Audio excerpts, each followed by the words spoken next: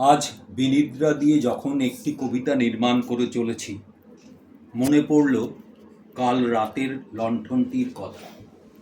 মাঠঘাট পার করে বাঁশবনের তলা দিয়ে কুমোরের চাকের পাশ দিয়ে অবশেষে আমাদের পাকা সড়কে পৌঁছে দিয়েছে।